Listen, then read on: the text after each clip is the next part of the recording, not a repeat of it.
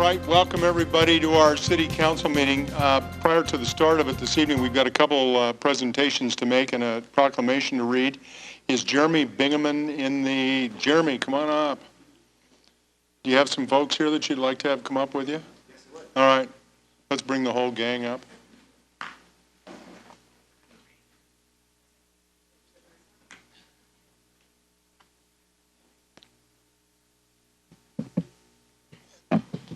Everybody's getting more excited by the minute here. Look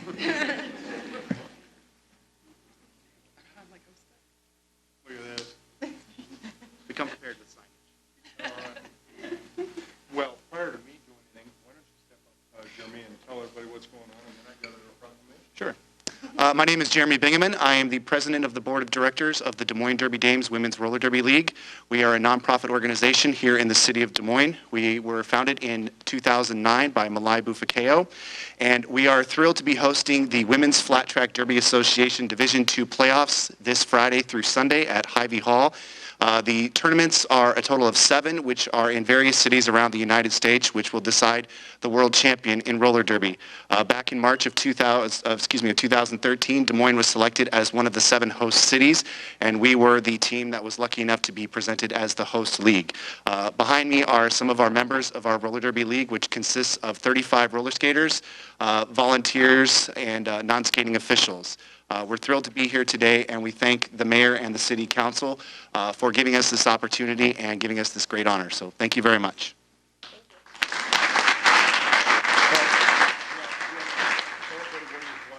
Sure.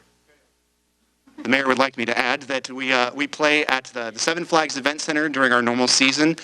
This weekend's tournament will be over at Hy-Vee Hall at the Iowa Event Center. We certainly hope that everyone would like to come out. We have all the information at our website at dmderbydames.com. Good. All right, so quickly, our proclamation reads as follows. One goal of the city of Des Moines is to be an entertainment hub for all ages and to attract visitors from around the United States and the world. And whereas the sport of roller derby has spread across the world with tens of thousands of diverse athletes and fans, and whereas Des Moines is the home of several teams of a variety of ages, including the Des Moines Derby Dames, a model franchise in the sport of roller derby, the Crash Test Dolls. Are any of you Crash Test Dolls? Hands up, hands up. All right, all right. Your Mom, the Des Moines Derby Brats, as well as the Tootsie Rollers. All right, then. So, whereas the city of Des Moines would like to recognize the tireless efforts of the Des Moines Derby Dames to promote and represent Des Moines, and whereas the Des Moines Derby Dames will bring together athletes and fans from across the country to the city of Des Moines to compete for the 2013 Division II Championship of the Women's Flat Track Derby Association, August 16th to 18th, 2013, at Hy-Vee Hall. Now, therefore, I, the Mayor of Des Moines, on behalf of the City Council and all of our citizens of Des Moines, do hereby proclaim the week of August 12th, 2013 is Roller Derby Week, and hope that you all get out and support our teams and our people and women that are really bringing a great sport to Des Moines. Let's give them a great big hand.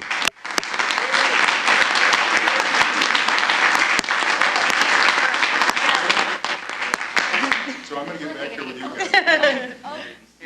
All right, we got to get all this in there. So I'm going to try to get in with you guys. All right, here we go. Wait a minute. No, we got to. There you go. You have to hold this end. You have to hold this All right. end. You're in.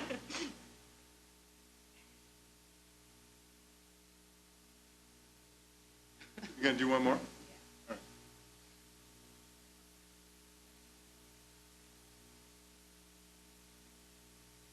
Now, we may have to do one more because it's been recommended that we move this.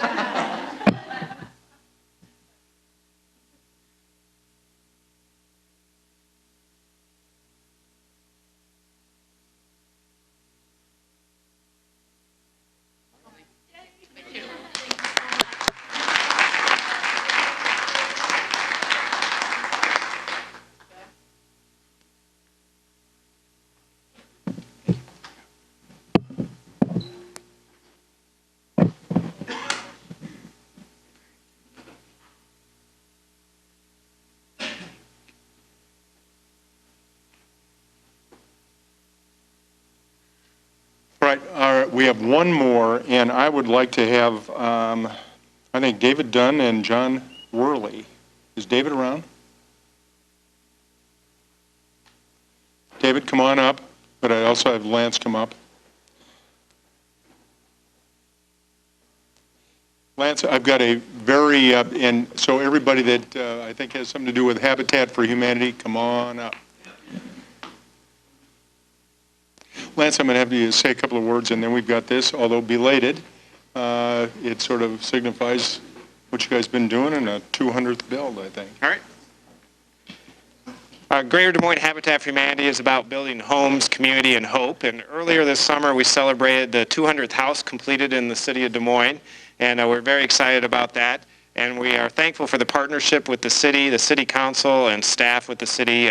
We've leveraged all the funds that the city of Des Moines has helped Habitat for Humanity to be able to, with a ratio of 4-to-1, to be able to create more than $14 million of affordable housing within the community. That's 135 of those 200 homes. The city has been an integral partner with us on there. They partner with all of us on those. And then we also, under the Habitat Rock the Block program, have helped another 300 families through repair and being able to help people to stay in their home. All that happens with the community working together. We've been active in 14 neighborhoods within the city, and there's about 12,000 volunteers a year that come out to be able to help build the homes and be able to work with the families and move folks to home ownership that wouldn't otherwise have that opportunity to own their own home. So we're very thankful for the city's partnership, and I want to especially say thanks to the community development folks and the folks that really are staff in the city that are thinking about solutions to be able to find ways to make a difference for nuisance properties, make a difference for the lives in the community, and find ways to lift up and change the neighborhoods. So thank you guys for your partnership.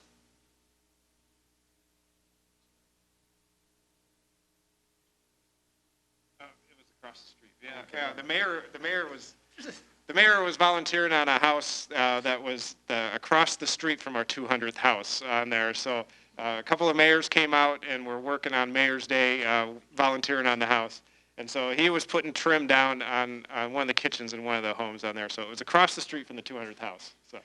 You know, I will have to say, and I know that a lot of our council members have done this as well, but it's a great experience not only to work with the family and work with all the volunteers, but to get out there and see everybody get excited about accomplishment as it gets closer and closer to completion, and then to see the families move in. It really is a heartwarming experience, not once, but in this case 200 times. So congratulations to everybody. The proclamation reads as follows. In 1979, Habitat for Humanity was founded as an organization dedicated to eliminating substandard housing and making decent shelter a matter of conscience and action. And whereas Greater Des Moines Habitat for Humanity was founded in 1986 as an organization seeking to put God's love into action by bringing people together to build homes, communities, and hope. And whereas Greater Des Moines Habitat for Humanity has been a key partner in the city's neighborhood revitalization program, leading programs such as Thrivent Builds Neighborhoods, programs that lead to the collaborative redevelopment and several $1 million of investment in Des Moines neighborhoods. And whereas on May 18th of 2013, Greater Des Moines Habitat for Humanity dedicated its 200th home in the Des Moines area. And whereas the city partnership has allowed Greater Des Moines Habitat for Humanity to engage more than 50,000 volunteers and to continue to create strong homeowners and stable neighborhoods. Now, therefore, I, the Mayor of Des Moines, on behalf of our City Council, do hereby commend Greater Des Moines Habitat for Humanity for completion of 200 homes to revitalize Des Moines neighborhoods. And let's give them a great big hand.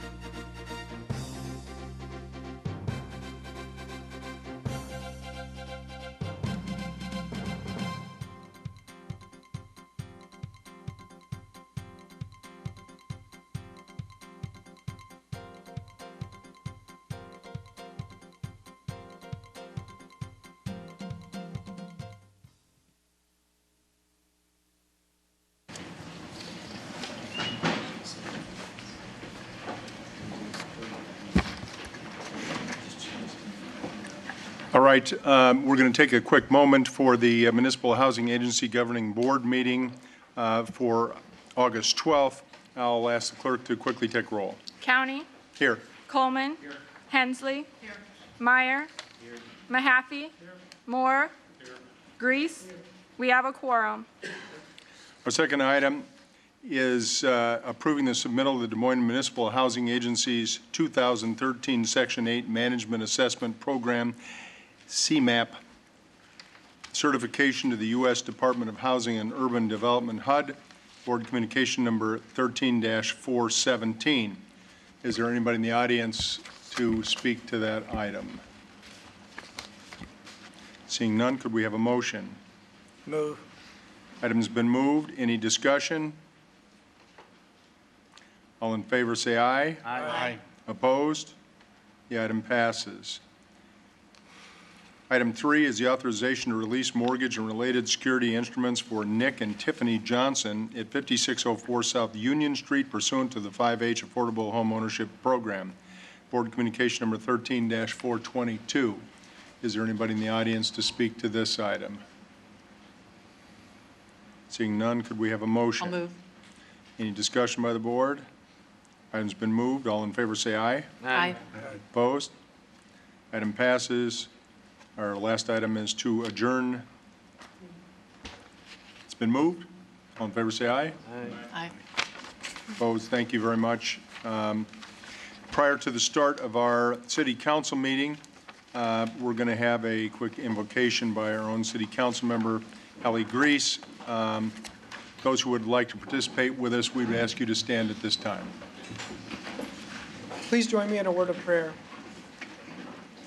Dear Heavenly Father, we just thank you again today just for your love, for your goodness today, God. And even as we have the state fair, we just want to thank you again just for your provision, God, the reminder that of the ability that we have to cultivate the land, God, the past year of cultivating relationships, God. God, we thank you for our great country, God, which stands as a beacon of freedom, God, in one of the most blessed nations in the history of humanity. God, we just pray tonight for your wisdom and grace in our decision making and pray that you would bless our meeting. In your name, amen. Amen.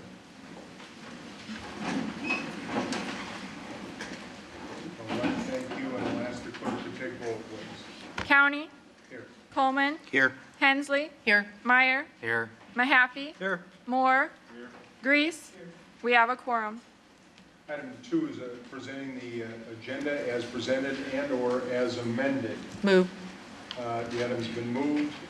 I will also say that item 4B and 4S have been withdrawn, and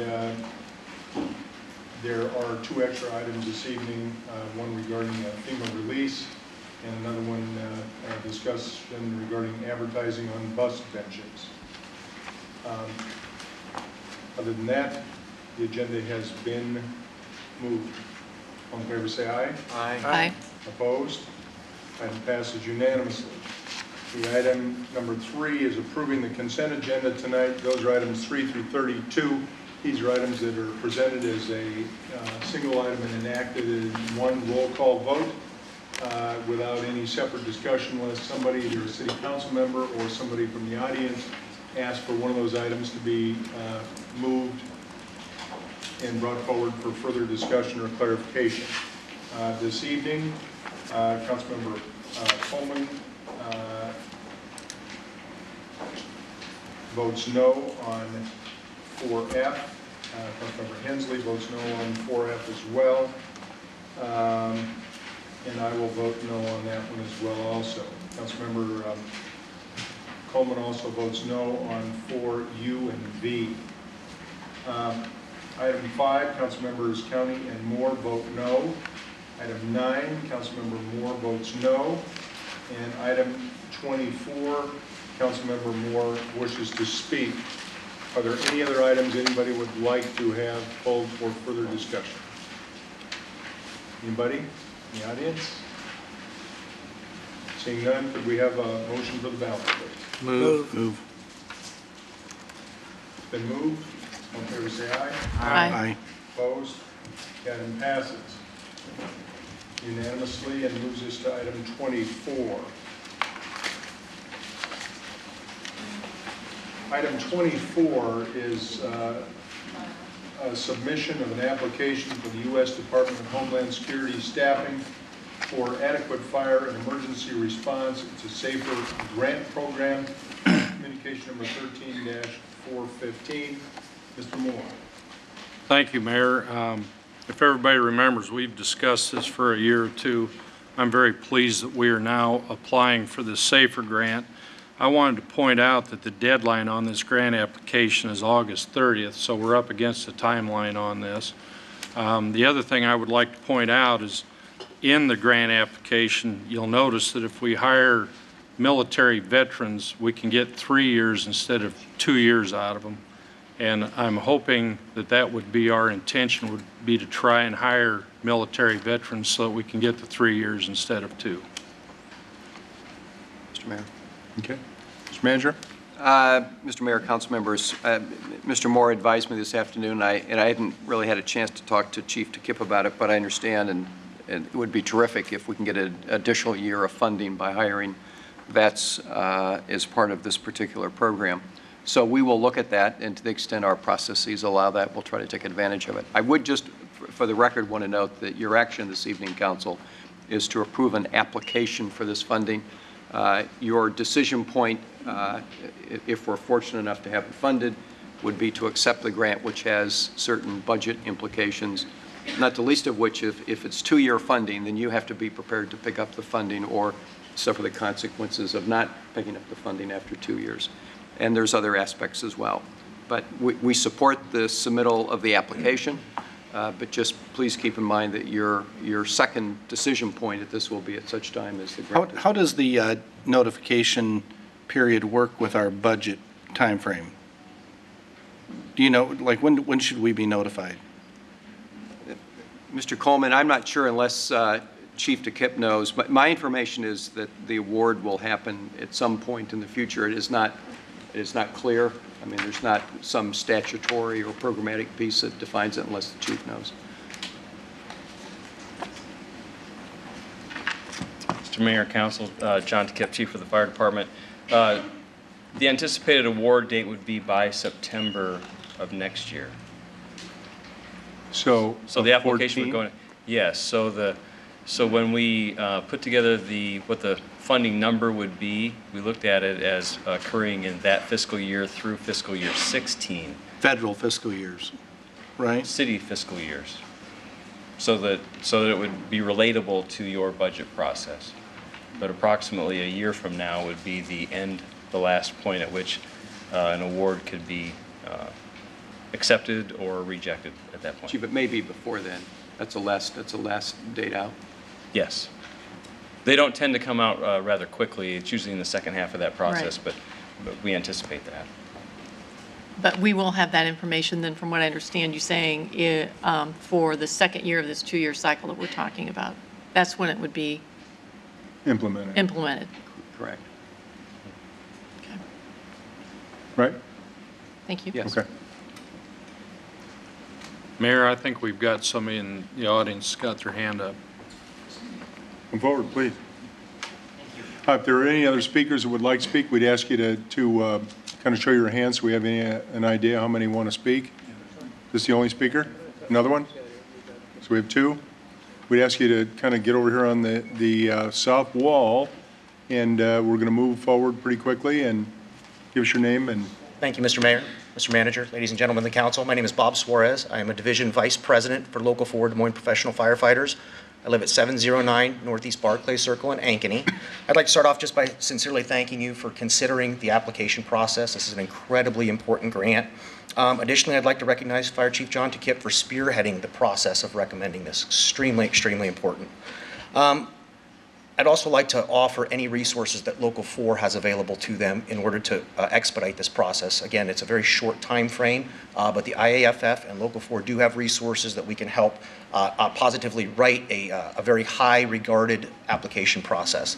I know all you guys work extremely hard in making Des Moines one of the greatest places to live and work, and we just want to make sure that we have your continued support to go ahead and make one of the safest places to live also. I know many of you have worked tremendously hard to help us get to where we're at right now, and we just want to say thank you. Bob, thank you for your comments. Yeah.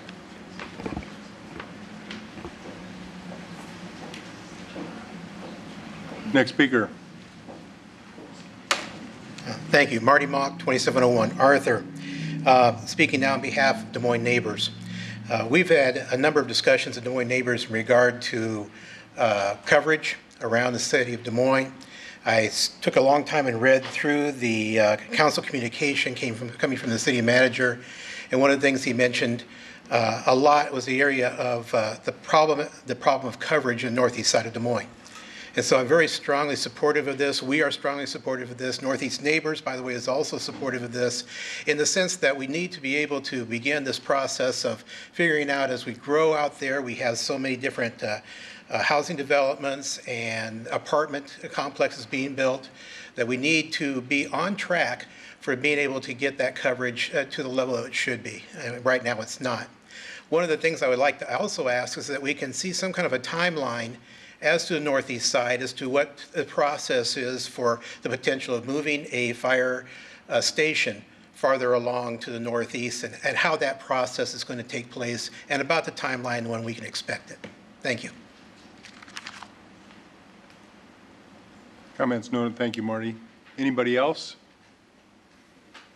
All right. I'll move 24.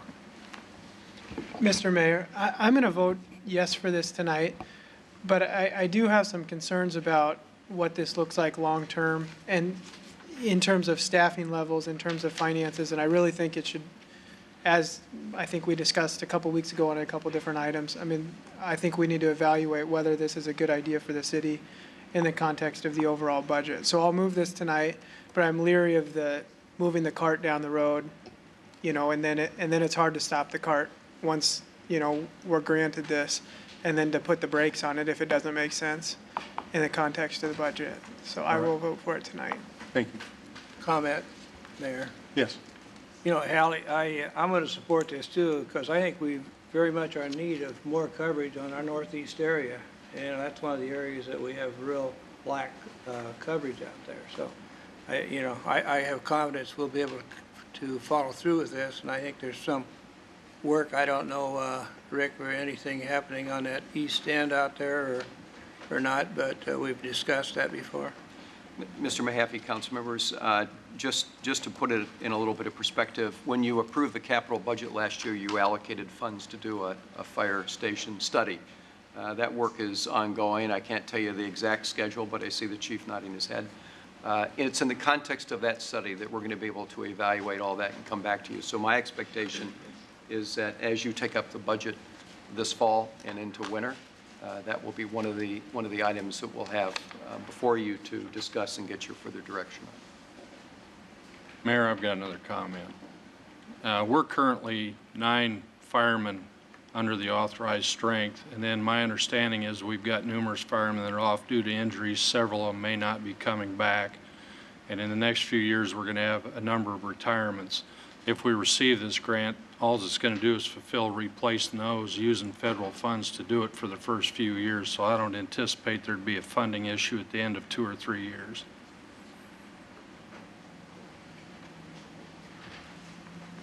Seven yes.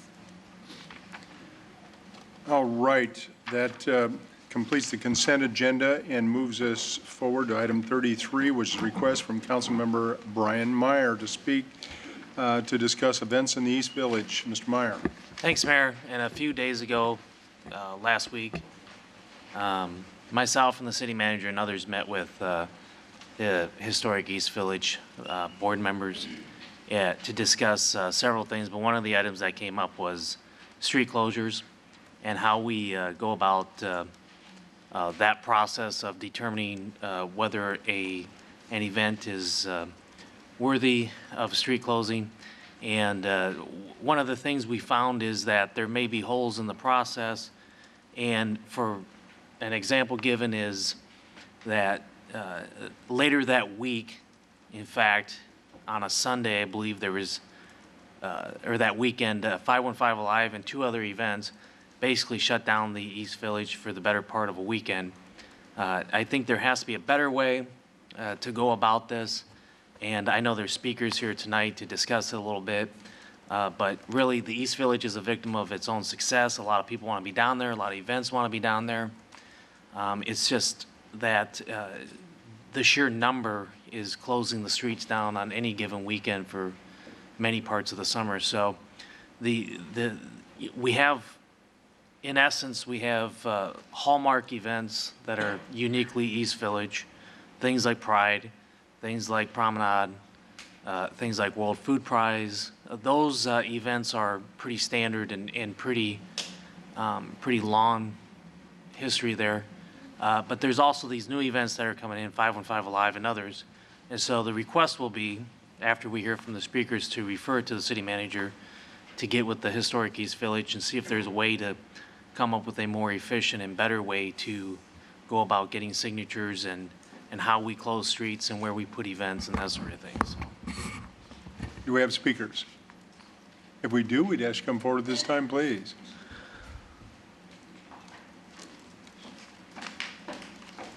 Surely there are others. You're the only speaker? Are there any other speakers to speak on this item? If there are, we'd ask you to kind of put up your hand and be recognized at this moment. We have one more, two more. All right, so we've got three. All right. My name is Marcia Steele. I'm an 8-year business owner. My business is located at 520 East Grand Avenue in East Village. I'd like to briefly present two considerations. The first, I submit that neighborhoods, the 57 or 58 that make up Des Moines, be considered the city's customer where events are concerned. City ordinance identifies the event, the promoter, the applicant as the primary, in most cases, sole customer. Where neighborhoods, neighborhood associations, the customer, I believe that the events would be geared toward what is good for the neighborhood versus what is good for the event. That would mean a change in mindset, but I believe it would be beneficial for all. Secondly, I want to present the gold standard of events that the East Village hosts called Holiday Promenade. It's held the Friday before Thanksgiving. It's 10 years plus running. It attracts 5,000 to 7,000 people. There are no street closures, open parking everywhere in the East Village. There are no fenced streets, no barricaded streets. It's family friendly, open to everyone, the universal holiday theme. It's free. All stores, restaurants, bars, service businesses are open for business. No businesses are disadvantaged by anyone else. There's something for everyone. Horse and carriage rides, the lighting of the Christmas tree at the Brenton Skating Plaza, Santas, carolers, special events. We've had the ballet and the Gateway Dance Troupe. We don't include food vendors because we have 16 plus great restaurants down in the East Village. We don't want the competition. We always pick a strong media partner, either a local radio or a TV station that widely promotes the event several weeks in advance so that the neighborhood as well as Greater Des Moines knows when and what to expect. Our typical budget's $3,500. All businesses self-promote to their customer base, and the feedback from the East Village residents, businesses, and public is great. So I challenge all events to pattern themselves after our hugely successful Holiday Promenade, and I ask the city to help towards that event. Thank you. Marcia, thank you.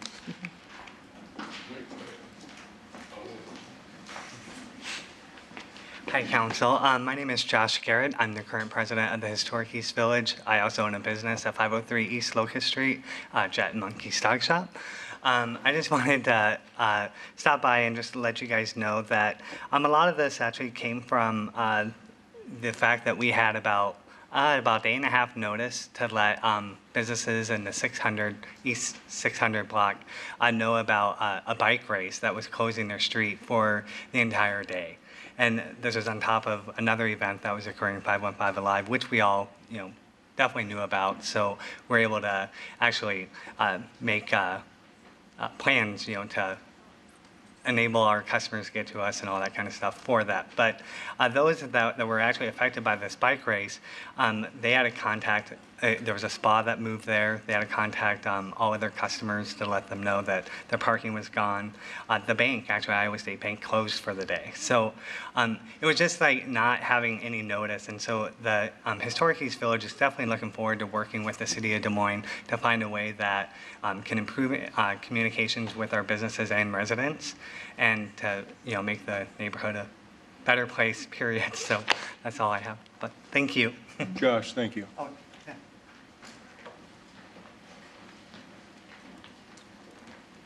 Well, I'm back. Bob Eichelberry, Mongo, owner of Blazing Saddle, 416 East 5th. About 25 years ago, an older lady by the name of Christine Parkins had a vision. We were the third members of the original Historic East Village Association, along with Carl Voss. I just seen him a few minutes ago. He's right behind you. Right behind me. Okay. Anyway, we had visions. And I'm here to speak for the tens of thousands of people that embrace the East Village in every event we do there. Yeah, for retail shops, an event might not be a moneymaker that day. But if you're open and friendly and cordial, people come back to shop. Best advertising you can ever have. Now, I will totally disagree with the way 515 lied and set up a lot of things that weren't right. I even got into an argument with them, and I totally embrace the thing. Wrong way of going about things. This year, if you folks came down when we set up Pride, there were no fences. There was signage up. Feel free to come in and shop. We tried to be super friendly to everybody. Turned out to be a great event, and we'll do it again next year. We keep tweaking things to make it better for everybody. The more people we get down to the village, the better advertising. Years back, when I brought 515 into the council, the young man made the comment, Des Moines. I never want to hear that term. Des Moines is a very vibrant, lively place. The East Village is the entertainment, cultural district of Des Moines, as granted by the city in 2006. Yeah, we've expanded. We've got residents that want to be there. They don't want the sidewalk shut at 5 o'clock at night. So anyway, before the council decides on anything, something that would change street closures, then we've got Court Avenue and everybody else. And if it's just East Village doing all the squawking, we're going to be the nasty children. So let's be very mindful of what we're doing. Thank you very much.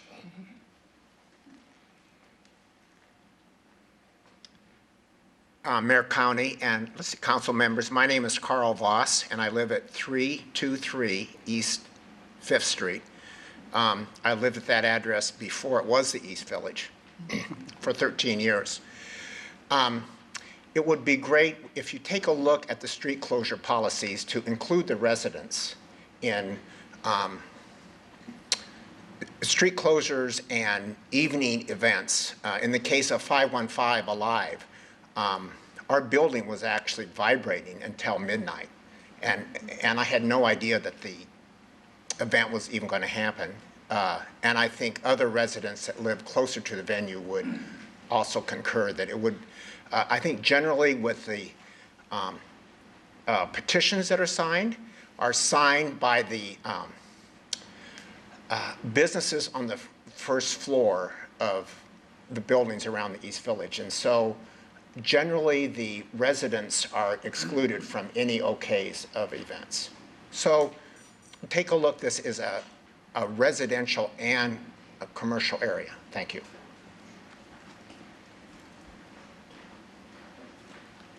Mr. Mayor, members of the council, Jim Ballard, 4007 Southeast 26th Street. I didn't come here to speak on this item, but since I'm here, I actually performed at 515 and have for 11 years. It's an 11-year-old event. And I understand some of the issues, but I'd certainly offer myself up as one of the performers at the event to work with the neighbors and the organizers because I know them very well. Because I think it is a good event. It drew thousands of people into the East Village, and it's been bounced around. We started at Court Avenue. We've been on the bridge.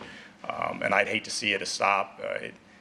aimed at a much younger audience than I am, but that just shows what you can do with an event like that. So I offer myself up to work with neighbors and the event organizers. You got enough time for this, Jim? Brian, I'll make time for All this. right. You're involved in everything. All right, we'll go ahead.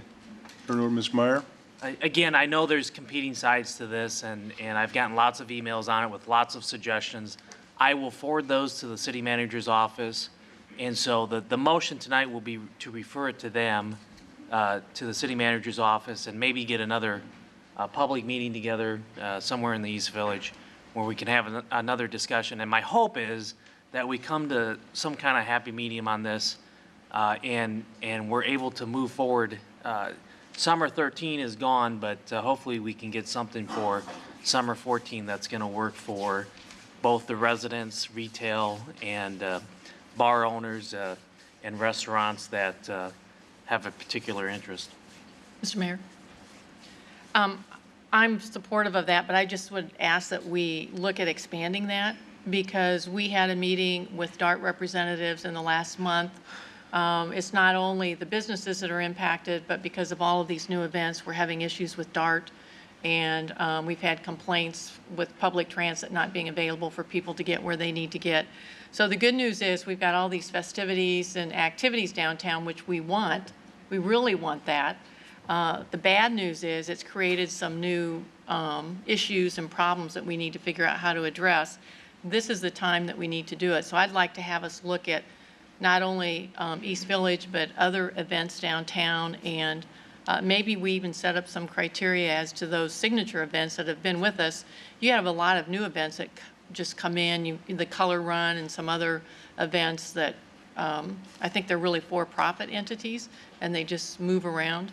So if we could expand that to look at this in a little bit bigger, because there are other issues in Court Avenue and with public transit as well. I'll take that as a friendly amendment and maybe look at the entire Court Avenue, East Village corridor, as well as including DART into the conversation. And so hopefully we can get to a point where everybody's happy and we can move forward into next summer. So that's the motion. Refer it to the city manager's office. Okay. Is that all right? Like I always do. That's how I roll. 7 yes. All right, that completes that part of our agenda. We'll move to the hearings now at 5:03. First item is item 34 on the conveyance of gas and regulator station easements to Mid-American Energy Company at the following locations. A is the northwest corner of the intersection of Southeast 20th Street and East Park Avenue for $100. Do we need to vote on these separately? Yes or no? No. Okay, item 2 is the northwest corner of McHenry Park for $200, Council Communication number 13-409. Is there anybody in the audience to speak to either one of these? Either Southeast 20th Street and East Park Avenue or northwest corner of McHenry Park? I'll move 34A and B. Been moved? 7 yes. Item 35, the request from Brace LLC to rezone 901 Bell Avenue from R160 one-family low-density residential and C1 neighborhood retail commercial to NPC neighborhood pedestrian commercial to allow development of a new restaurant subject to conditions. A is the first consideration of the ordinance above, and B is the final consideration of the ordinance above. The waiver is requested by the applicant and requires 6 votes. Is there anybody here to speak to 35A or B? I'll move 35A and B.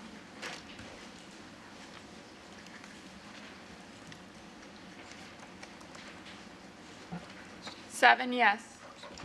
All right, that concludes our official hearings at 5:05.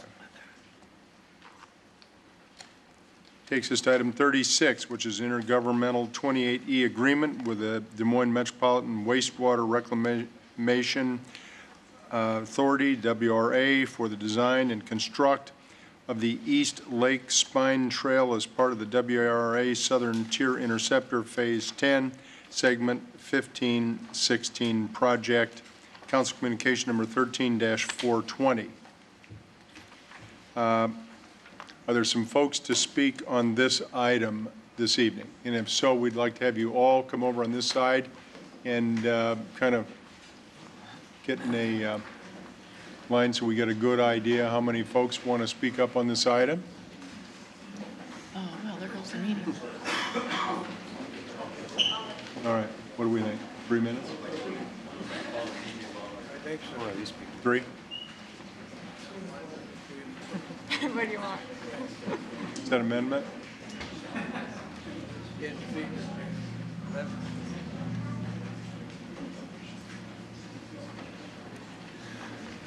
Okay, council, we have a number of speakers, it looks like, to line up. If I can get a quick head count, we have 1, 2, 3, 4, 5, 6, 7, 8, 9, 10, 11, 12, 13, 14. So 3 minutes each? Okay? All right, step forward, sir. Give us your name and address. Good evening, council members. My name is Jeremy Fuller, and I live at 6836 Sweetwater Drive. My house would be one of the houses directly affected by the stranger danger highway that you are referring to as a bike path that goes into our backyard. I, just like many of the other residents that this personally affect, absolutely do not want this open highway to go through our yards. Back in 2008, when I bought my house, I didn't buy it because I wanted a trail to go through my yard with a ton of strangers that I don't know or approve of being 10 feet or less away from where my kids' playset is, to where they play all the time. I bought it because this is a nice, quiet neighborhood with a great view. What you guys are planning on doing is going to destroy every reason on why I moved here in the first place. Not only are you going to take our nice, quiet, and beautiful neighborhood and bring in more crime with a quick getaway solution, more pollution with people leaving and throwing their garbage everywhere, not counting the dog poop that don't get picked up, but most of all, the privacy of having no one go through our backyards. But for those of us that don't have or can't afford fences in our yards, there's going to be more people coming through our property at any given time of day to get to this bike trail.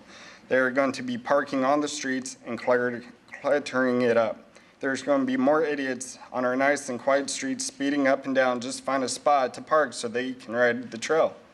Imagine having little ones playing in the backyard and stranger danger stops and starts trying to talk to them because they can. And you can't even tell them to go away or get off your property because the city says that they're allowing pedophiles to have an open bike trail through your backyard. Now, of course, you're going to say, no, we're not allowing or put in this bike trail for any of the above reasons, but no matter what you say or promise, this is exactly what's going to happen. This bike trail is going to be 2 blocks. It comes right from the zoo and goes straight to our house. 2 blocks from the zoo is Fort Des Moines, where all the pedophiles and everything else have to stay. So, it's coming right to our backyards. The only way to keep our kids and save our neighborhood is to stop this from happening and to please the majority of the neighbors that this personally affects by not putting this through our backyards. And for all the other neighborhoods that want this so bad, give it to them through their backyards, not ours. Thank you. Thank you, Jeremy. Joe Henry, 2463 East Highview Drive. I live over by this proposed bike trail, not as close as the brother over here. I'm also a realtor, and I can tell you that bike paths, for the most part, bring a value of properties because neighbors usually like to have a bike path near their house. I live on a corner lot, so I have a lot of people who jog past me. They're, of course, are on the street right now. But if we had a bike path over by us, over by Southeast 25th and Peyton, we would welcome it.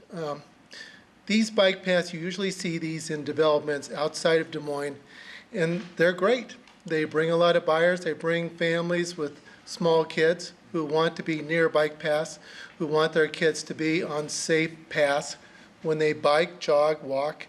So I would disagree with my fellow neighbor over here, and I would urge that we pass this bike path proposal. Thank you. Mr. Mayor, members of the council, Jim Ballard, 4007 Southeast 26th Street. President. This is why you came? This is why I came. You're only going to see me this time. I'm going to leave after this one. President of the Easter Lake Area Neighborhood Association, and was president at the public meeting a week ago tonight, where probably it was certainly in terms of the crowd size about a 50-50 for and against, and certainly expect that the people opposed to this would rally their troops for the meeting more than people who are for it. Harder to get them out. The following night was our National Night Out, which was our regular quarterly meeting. We talked a little bit about this. Really, the only people there were people who were for the trail that evening, but I won't say that that's characteristic of the entire neighborhood because it was a relatively small crowd. But the one thing I can tell you is, as a neighborhood leader, the one thing I constantly hear is, when are we going to get trails? I know that as a summary of the meeting last Monday night, one of the things that Tim, who's right behind me, referenced was the city pointed out that there are a number of places in the suburbs where trails get relatively close to homes. And one of the comments that Tim made in his summary of it was, do we want to be like Clive? And yes, when it comes to trails, because that's what I hear from people. Why does West Des Moines, Clive, why do they get the trails and we don't get the trails? So do we want to be just like them as a city? No, but if what you're talking about is trails, yes. That's one of the things the neighbors constantly are talking to me about. One of the other things that's been mentioned is this is a trail that goes to nowhere. Well, all trails have to be assembled in pieces. This is a great opportunity for the city to assemble this piece and put it in our inventory at a reduced cost. I think as a citizen, that's a positive thing for us to do. It's been talked about that crime will increase, and there's a lot of emotional rhetoric involved in this, and I understand from the people who live directly on the trail that they're anxious about this thing. And one thing I will say that is fact, this will be close to their houses, relatively speaking. Their backyards in this neighborhood are not very large. We've talked constantly about the fact that we'll put the trail as far away from their house as we possibly can, still on city property. The one thing that everyone needs to recognize is this is city property, though. And they've talked about it eliminating green space, and I guess from the standpoint that a piece of asphalt or concrete is not green space, it's not like we're building structures and obstructing views or anything like that. One of the things as a leader that's been a big challenge with this is the fact that as a city, we had master plans for trails. And in this space, they go back to 2001 and were updated in the 07-08 time span. And one of the things that came out of last Monday night's meeting was people just not being aware of that. So one of our challenges as a city is to how do we get better communicated to our residents this information. And I know that one of the things I constantly tell people is when you're buying property, the realtor is not representing you, they're representing the seller. Go do your own research on what's going to happen in your neighborhood. I've talked to a number of neighbors on the other side of the pond who knew when they moved in that the trail was going to go in there. So it's not that it was not available to the public. So thank you for your time. Thank you. Hello, Council. Thank you. My name is Tim Mulcahy. I live at 6816 Sweetwater Drive. We all support trails. I think that needs to be very clear. There's nobody on Sweetwater Drive that's against trails. We're just against the trail being this close to our backyard. I think the last time I spoke to you, I told you that I'm an avid cyclist. I've ridden the Mayor's Ride the last 13 years in a row. I've ridden RAGBRAI the last 13 years in a row. I rode out of Des Moines 3 weeks ago and was very impressed and had nothing but admiration for what Des Moines did. So I am an avid cyclist. I volunteered the last 13 years with a group called the Dream Team that takes young people in Des Moines and teaches them how to cycle and teaches them lessons about life. So I'm not against trails. I love trails, but this is a personal problem for me because I live where this trail is going to be, unfortunately. And, I think the reasons that I have against this trail are well documented in the council communication and the roll call document that was shared by the Parks and Rec Department. So I don't want to go into all the subpoints. I just want to mention that my biggest problem and the problem my family has is the proximity to our home and the loss of privacy that this trail is going to create. Some people have taken issue with the fact that I said this trail will be 15 feet from my patio, but all the city is saying is that this trail will be between the sewer and my property line. So without anything definitive that's been given to me, and I attended the first informational meeting on June 27th, and I was told it would be on the property line. So without any more information that's more specific, that's what I have to believe. I also hear that people say this is city-owned property and they can do whatever they want with it. Again, I take exception to this viewpoint because I'm a taxpayer, so I'd like to say that I have a little bit of say. Even others want to say it's my fault for not getting involved more or knowing about the city plans. I'm a man who can admit my mistakes, but when 20 other homeowners on the block have the same stupidity as me, I think that means there's plenty of blame to go around. And the city departments also need to evaluate their process. It's even my understanding that DJ Ballard, our association president, didn't know about the last informational meeting on June 27th. So I don't think it's just us that have an issue here with communication. I think my biggest problem with the public meeting on August 5th was the fact that there was a lack of opportunity to talk about how to solve this issue. I appreciate Councilman Meyer. I appreciate the organization of the Parks Department. I appreciate the organization of President Ballard in trying to remedy this. But this meeting on August 5th was a sales job, trying to get the rest of us to buy into why this trail was so important. Many of the trails that were suggested in Clive and other neighborhoods are in mature neighborhoods with trees, bushes, other things that provide a buffer zone between the trail and the homes. We have none of that in our property, or in our neighborhood, and that's what concerns me the most. The meeting felt more like an attempt to create chaos by urging flyby supporters to attend so that two opinions could throw dirt at each other. I'm guessing this is a technique that's been successfully used before. The conversation is consistently about the connection between Peyton and Pine, and I think we need to discuss more options about how we could potentially come to a different agreement on how this could work. And I apologize, I have a little more of my time, but the map here I'd like to show basically says, I don't know if we can zoom in, but obviously this spine section here is what we're talking about. The majority of the residents who are opposed live here. Why isn't there an opportunity to not build this part of the trail? Because as you can see from the map, there's plenty of connections that go in different directions around it.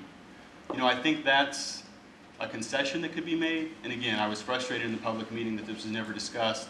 And in the roll call communication and the council communication, there was never any talk about this suggestion that was made. So again, I appreciate your time. I thank you for the opportunity to speak about this. And hopefully we can find a resolution that meets everybody's needs. Thanks, Tim. Yes, sir. My name is David Myers, and I live at 6804 Sweetwater Drive. And people said we were aware of these bicycle trails when we bought our property. Right here in this title and abstract, which shows various plots and future developments of home sites and things, nothing was mentioned in this. And also, based on the covenants that's in this document, it's an official document, the property owners had not had a vote on this to add an amendment to the covenant.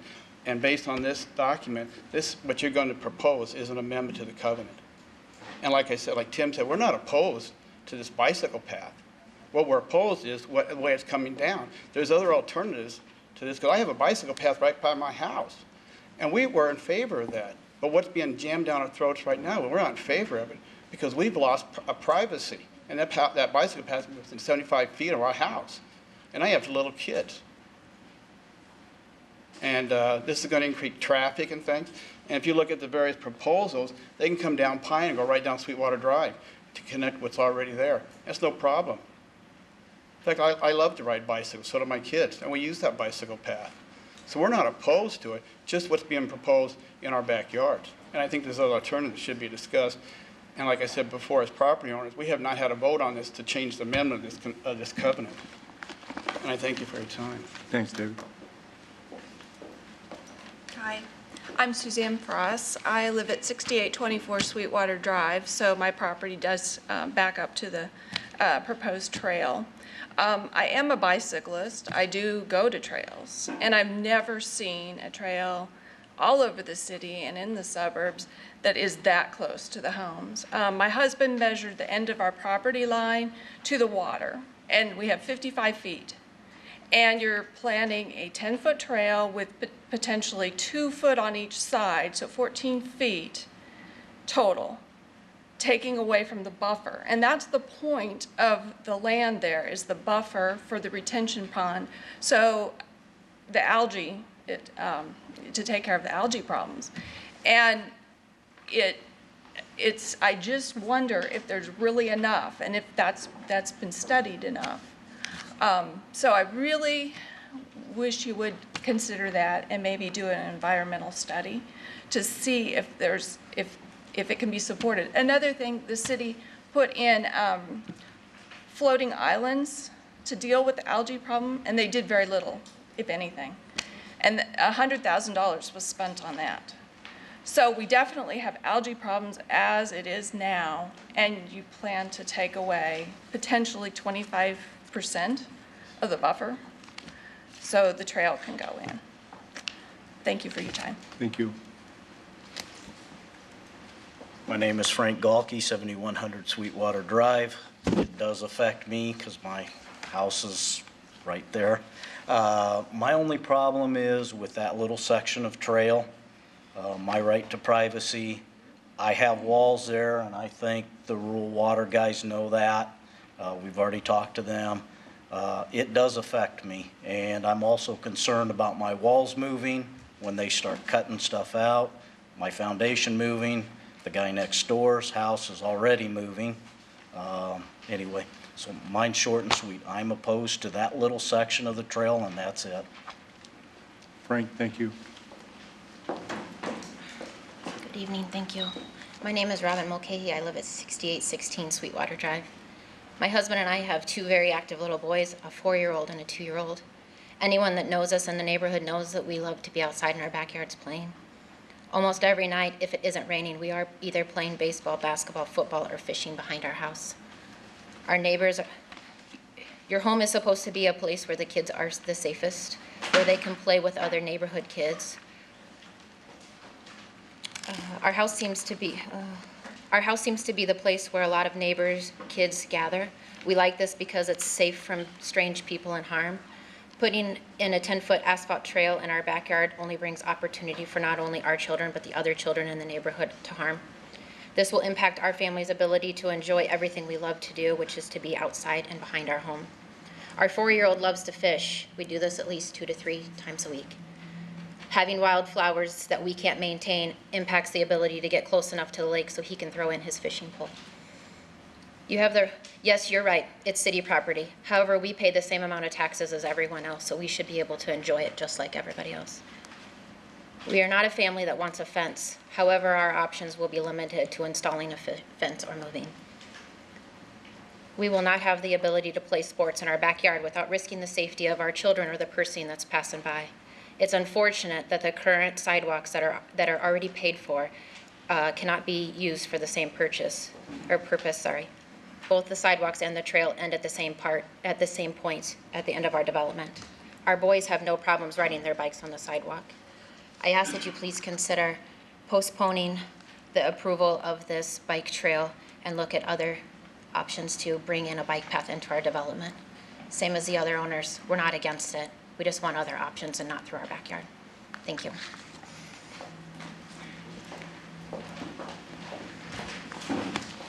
Mr. Mayor, City Council members, Tim Lane, 63rd and School Street, new returned resident to the Des Moines area, and as I've said before, I've come here and spend my money here and spend my taxes here because of the vision that the council had, the parks and recreations have had in developing the trail system we have. I attended the City Council, or the public hearing on the 5th, and the next day attended my cancer support group. And my comment to my group the next day was, well, at least we don't have to deal with the city providing a multi-use trail in our backyard for seniors and veterans and children to play on. In other words, I thought the angst demonstrated by a lot of the opponents was ramped up, especially, you'll have to forgive me because I spent 30 years of my career with the Department of Public Health studying the impact of trails on neighborhoods, on crime, on property values, on health, on learning curves for students, and et cetera, and see nothing but, and again, I encouraged at that meeting, for those individuals that had those comments to spend some time, addressing and looking at the literature of what these infrastructures do for impacting health, impacting quality of life, impacting mental health, and basically making healthy places in America. The trail's a great thing. I can't express my support in more, my support is tremendous for this effort. My thanks to the city for creating this incredibly livable, bikeable, walkable community for our seniors, for our youth, and for individuals of all ages. Thank you ever so much. Hi, I'm Jim Walters. I live at 6809 Starview Street there in Three Lakes Estates. like the gentleman that just spoke before, when I went to the meeting, I started looking online as well, and I Googled to try and find, okay, what are the negative impacts? People are talking about crime going up, more traffic. You Google anything, I couldn't find anything negative about any trail. I was extremely surprised when there were people against it. I assumed everybody would just be for it. Now, I moved there in 2001. I knew about the trails that were in place because I moved there in 2002 because of the 2001 plan. That's why we moved there. And now 11 years later, we still don't have them, but thank goodness, I want to thank all of you here that you're actually now going to start spending money on putting a trail in there. I want to make sure that happens, so I went around and started getting some signatures for a petition for something that was already in place, but I have now 177 signatures. Just point that out to say that there is an overwhelming majority of the individuals or the property owners in that area that want this trail. It's great for Easter Lake. It's great for Three Lakes Estates. It's great for Carlisle for future connecting to them. It's great for greater south side of Des Moines as well as the city here that I'd love to be able to get on my bike and ride up here for it. We've heard stuff about sidewalks, just as safe on sidewalks. There's cars backing up. To me, that's a lot more dangerous. I'd much rather have my child on a bike path than on a sidewalk or a street. I think pretty much everything else has been talked about here, but it's going to increase the marketability of our homes, likely to draw additional development to this part of the city. It's kind of been a stagnant part of the city. I think this is going to help out, having the trail system there. I know that helped me make a decision on living there, and I think it would draw additional people there to live there. And I'd say, let's not forget, we're talking about a bike trail. We're not talking about a house of ill repute. We're talking about a bike trail that should be good for the entire community. And so I wholeheartedly support it, and I hope that you guys stand with the promises that were made back in 2001 whenever they said a trail was going to be there. Thanks for your time.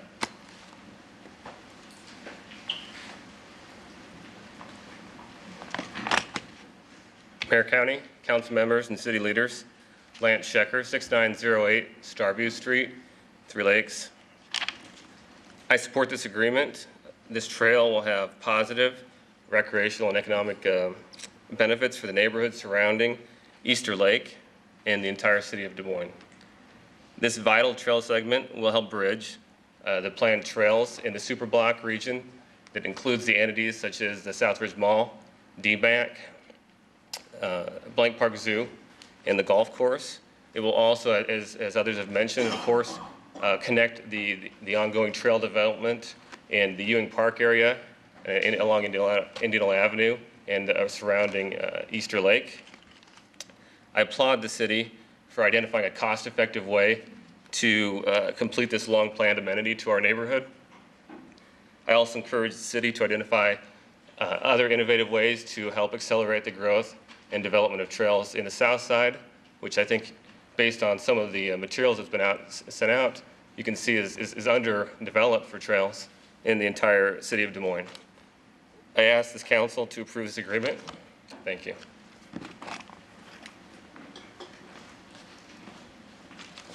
My name is George Famaro. I live at 6805 Timberwolf Lane, and I'm in favor of the trail. I think that the Des Moines has done a great job of creating recreational and just attractions in the area, and I think it would be irresponsible not to connect the attractions and let Three Lakes be the only hole in the spine trail. I think connecting it with Carlisle, which gets us to Indianola, and then able to connect to the downtown trails is an important part of development. Thank you.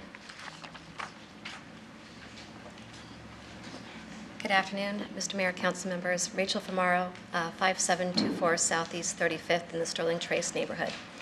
One of the reasons I decided to move here 2 years ago from California was the family friendliness and the focus on outdoor recreation that we have here in Des Moines.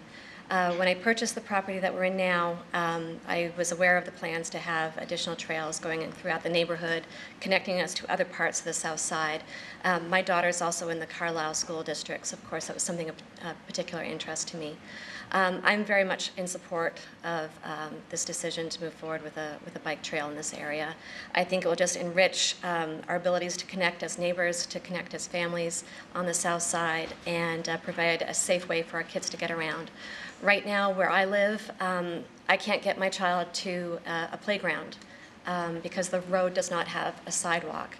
Having that trail would be a wonderful way to connect her with her friends at the playground, getting over to Easter Lake. So I have nothing but support for this effort. So thank you.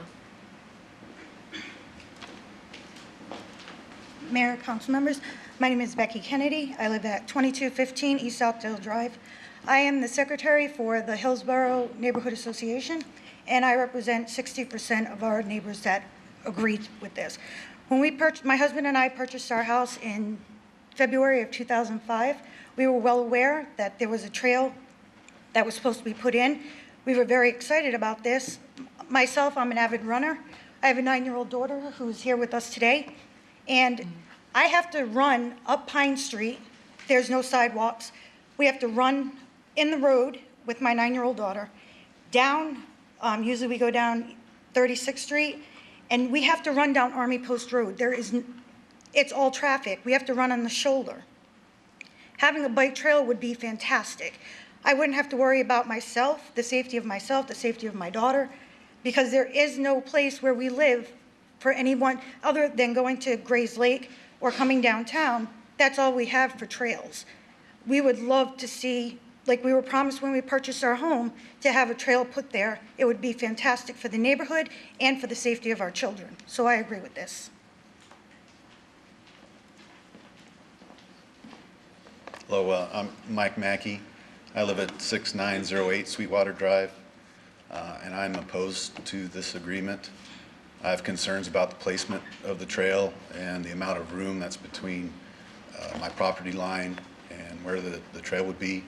From what I read, the trail is going to sit east of where the new sewer is going to be placed. It's going to be placed as far east as possible, which means that I could have the 10-foot trail within 2 feet of my back fence. I think there's some alternatives. One would be to take the trail from the existing bike trail across the dam and take that north from there where there's more room with land that the city owns already. Also have concerns about the crossing of Army Post Road and how that would be set up with the trail. Once again, I'm opposed to this. Thank you. Afternoon. My name is Malik Spivey. I live on 6828 Sweetwater, and I guess just adjacent to the property line. So first off, thank you for actually listening to everybody's comments. I think it's exciting from a democratic perspective to see everyone listening and taking note of the comments of the citizens.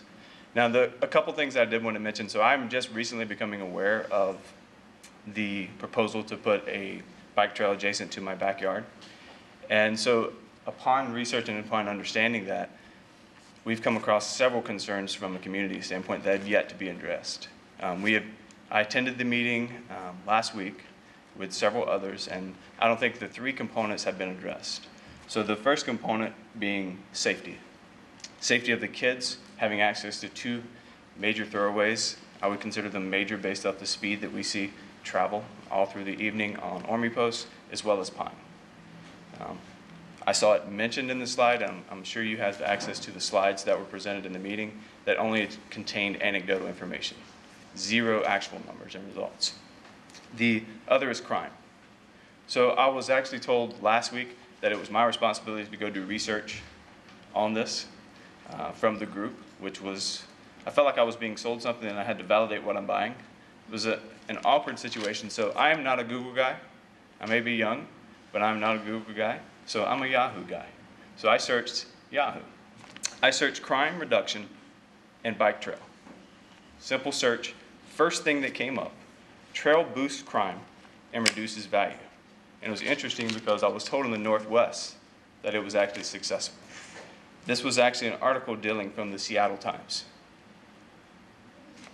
Okay? I would encourage you to search the same thing. As I was told to do, it did not, it did add one increased value. So it did increase home sales by 26% from 1978 to 1988. You can't use recent times because everything's went down, right?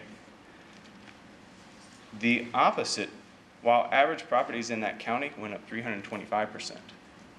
So I would say that it went up less than the average parts of the county. So again, crime reduction in bike trail, if you would like to Yahoo that, search it on Yahoo. I didn't try Google. The third thing was marketability.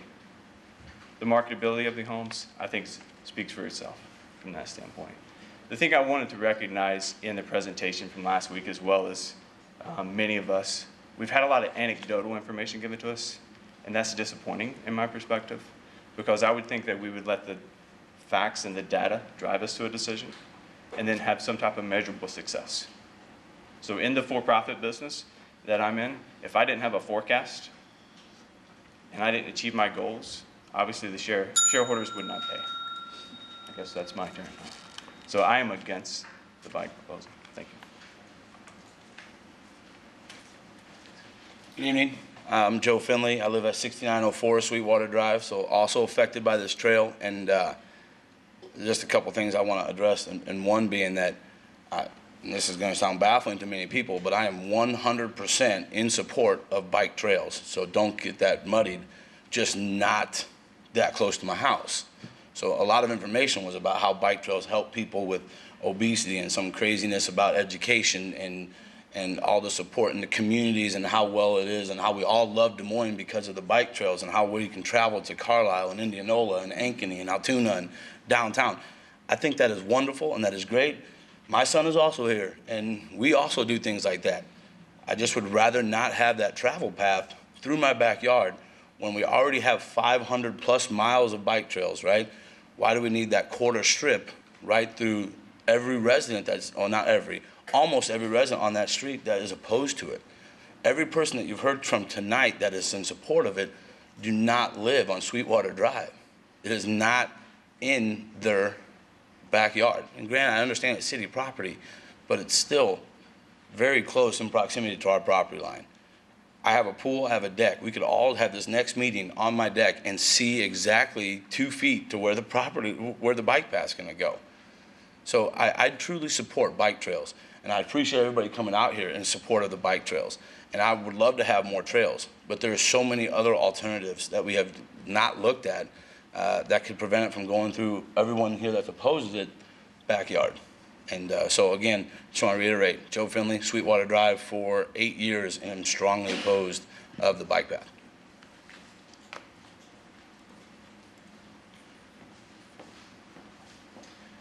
May I put up a couple diagrams? Sure. I think this is our last speaker, right? Okay. I guess what I'd like to point out, my name is Stuart Heitzes, by the way, 7012 Sweetwater Drive. And I've done some measurements behind my house, and looking at this, where the proposed sewer may go, we don't know yet, it's not designed yet, knowing where the existing sewer is about 27 feet away from the right-of-way. Basically, we have some choices if we're going to put this out there. And I think we as residents have some, should have some input into where it goes. Again, I'm not against bike trails either, but it's all about the placement. I know we haven't designed it yet, but I'd like to at least get a couple words in as far as what the possibilities are. Again, this is behind my house on Sweetwater Drive, right up against the lake. As you can see, we have 70 feet of area of distance between the right-of-way and the edge of the basin. There's an existing 30-inch back there. Apparently, that's at about 27 feet from there. If we put a 16-foot bike trail, you can see pretty much that puts it right up against the right-of-way. So my argument is you know, location, location, location, where we're seeing, you know, again, if it goes in, fine. If you don't have anything to say about it, that's fine. But I'd like to at least see this, at least propose that we do something like this. And I know this is up to the design crew, but, or design team, but if the 42-inch, that's the gray, goes on the lake side of the existing 30-inch, and then the bike path can go up against the existing 30-inch on the opposite side, that leaves us 10 feet. And on my land at least, that 10 feet means you're not going to be cutting into the side of my property and leaving exposed edge, which is probably going to have to be, have some sort of retention wall against it. So I guess all the diagrams I've seen so far haven't really had any dimensions on them. They can only speak to what's behind my house. But I know I've got more room than some of the people up to the north side. So theirs is probably even tighter. So I'd just like to get on the record that if we can put this thing on the opposite side of that 30-inch and have a little input on where it runs. And I'm no engineer, but I'd like at least be able to propose some possible solutions. Can we scan back and just put the two next to each other? Sure. Is that all right? Absolutely. Or, we don't need to move one this way and one this way. There we go.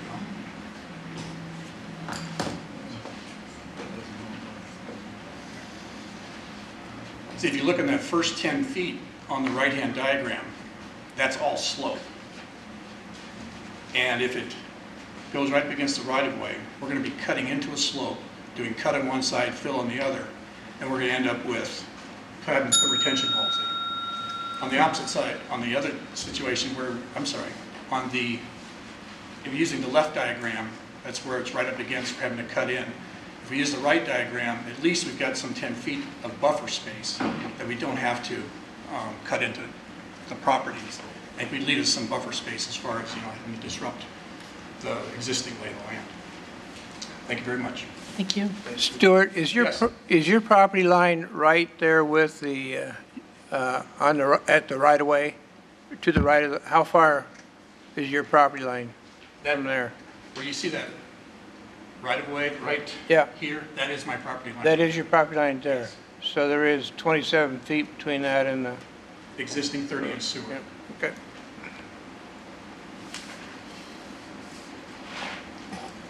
Would council like to have these diagrams? Sure. Yeah. Move to receive and file. Thank you. All in favor, say aye. Aye. Opposed? Thank you. Looks like we have one more speaker. Could you give us your name and address, please? Hello, I am Isabella Kennedy. I live at 2215 East Southdale Drive. I'd like this trail to have a safe place to ride my bike. Thank you.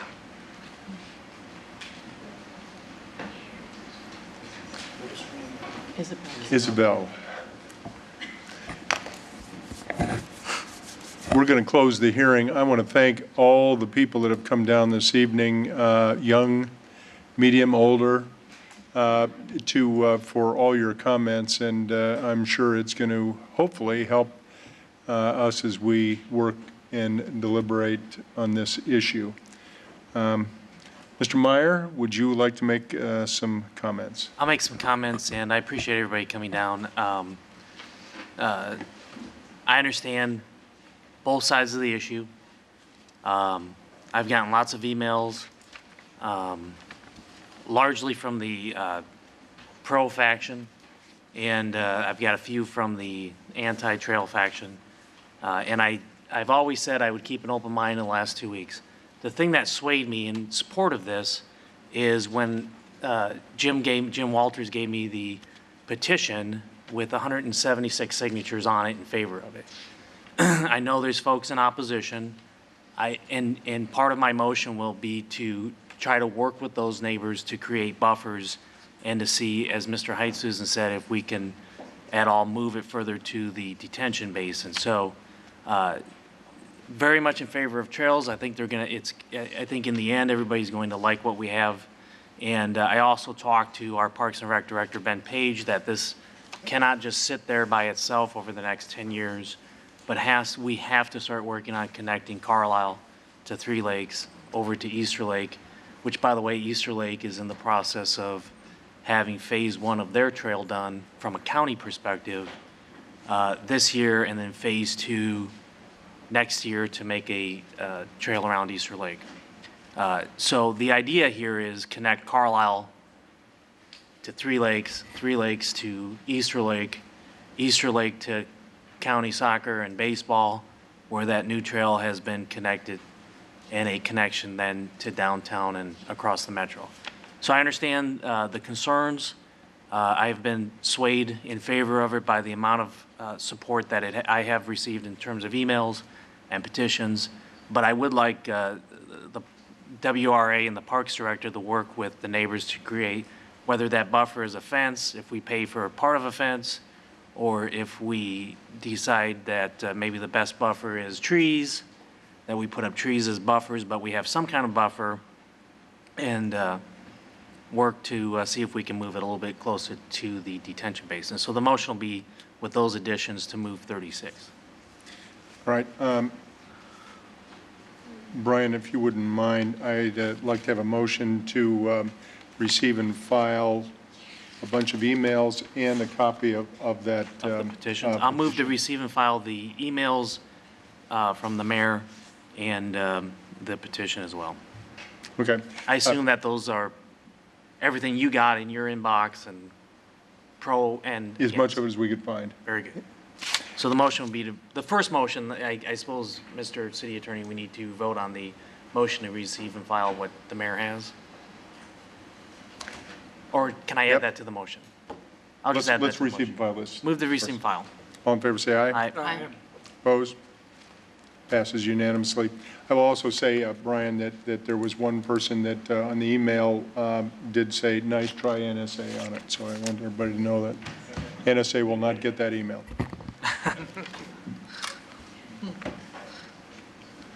Next motion. The motion will be to move 36 with the two additions to work with neighbors on buffers and to see if the trail can be moved as close to the detention basin as possible. Mayor, I'd like. Moving 36 with that. Moving 36 with those two additional comments and suggestions. Mayor, I'd like to comment on that. Please. Rick, do we have a representative of WRA here tonight? I'm not aware that we do. Pat Gazitza and our engineering staff would both be familiar with those issues. Maybe our Parks and Rec director would be able to answer this also. I'm wondering why we cannot put this bike trail over the sewer line to move it further away from their homes. Mr. Mayor, members of the council, Pat Gazitza, Interim Public Works Director. The actual design and location of that is still part of the design process, and in that there will be input from the surrounding neighbors on that bike trail. They're going to do everything they can to place it in there safely and to make sure it accommodates, their needs as well as ours. That hasn't been completely decided yet, but they're going to do everything they can to make it fit. Okay, I'm going to ask again. Is there a reason we cannot put the trail over the top of the sewer line? I think in sections, directly above it. I think in sections it may be over the top. They're going to find the best alignment there is. Okay. I found it interesting. There were 19 people that spoke. There were 9 for, 9 against, and Stewart offered a compromise. And I kind of like the compromise end, if we can. I like what Brian had to say about the buffer, and I think that that's extremely important in this case, that Parks and Rec work with the neighborhood, if this passes, to put as much buffer in there as possible. And I did hear that several times. Was the older neighborhoods out in Clive and whatever do have buffers. I've walked those and seen them, and they do have older trees and buffers. I really hope we take a look at moving that, and I know ADA is an issue with this also, but I hope that we can find a way to move this at least over the sewer lines, if not further away. Yeah, part of the motion is as close to the detention basin as possible away from the property lines, but also to create the buffer. What is the process from here in regards to your kind of referral on the manager and, approving it, looking at it? This is an agreement with WRA. I think we're approving the 28E tonight. So do we have a hand in final design? I mean, is there, after they do the design, do we have any role in that? I'll have to defer that to either Ben or somebody else. Pat, I guess. I was going to say Jeb, but I guess it's Pat. Yeah, Jeb's not with us tonight. Pat Gazitza, Interim Public Works Director. In this process, we have a contractor designing the placement of the WRA line. There is a benefit financially to have them work with the design of this bike trail as well. They'll be looking at the best possible placement and getting input in that process. Excuse me, if I may, Mr. Mayor. I think the question, Pat or Ben, is will the actual design and the placement of the trail come back to this table for council to review it before it's put into the bid? I think WRA actually bids it out, if I'm not mistaken. Is that right? So it wouldn't normally come back to the council. So I think what they want to know is if they're going to come back to them for their review. Brian, I don't want to put words in your motion, but I think, wouldn't you like to see it before it?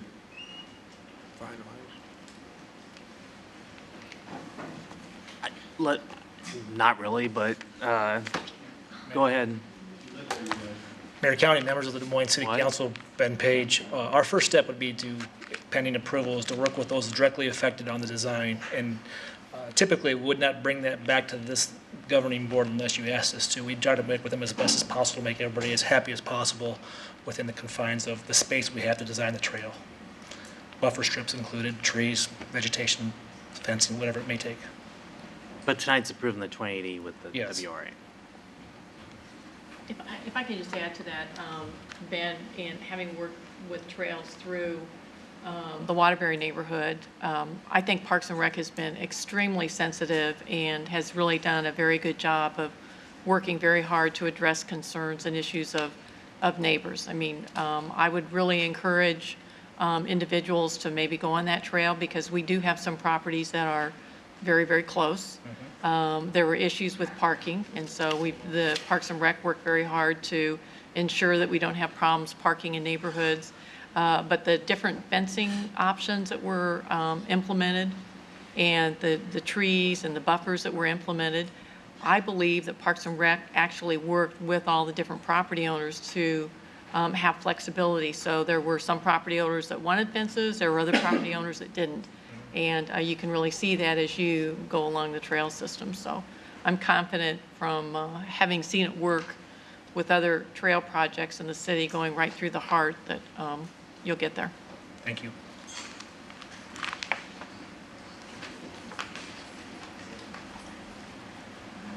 Any other questions? All right. I agree with Mrs. Hensley on this. I think that we worked very hard in a number of stages with individuals in this and to review placement and trails and fences and all kinds of other stuff. And I just don't think we're quite getting there, so I'm going to vote no. You know, I might comment that we went through a lot of the same issues over on 4 Mile when we were trying to put the bicycle trail along 4 Mile, and the people, you know, said, move it to the other side, no, move it here. And I think it's all worked out very good with thanks to Parks and Recreation Commission and their efforts. 6 yes, 1 no. I just didn't think we were quite there yet. Any rate, that item moves on to become part of the intergovernmental 28E with the WRA, and they're going to move ahead with the design. I do hope that we get as much input as possible from the affected neighbors. We want a successful trail. As some of you may know, I am also a bike person as well. And so I think that we want our neighborhoods to be as safe as possible, and we want people to feel that way. So at any rate, we'd appreciate your input and everybody coming down this evening, young and old. Let's move on. Our next item is item 37, is to receive and file the Park and Recreation Board's vote on the ad hoc Park Signage Review Committee's proposed ordinance regarding neighborhood recognition signage in city parks and approving recommendation of the ad hoc committee on the proposed ordinance. Council Communication number 13-414.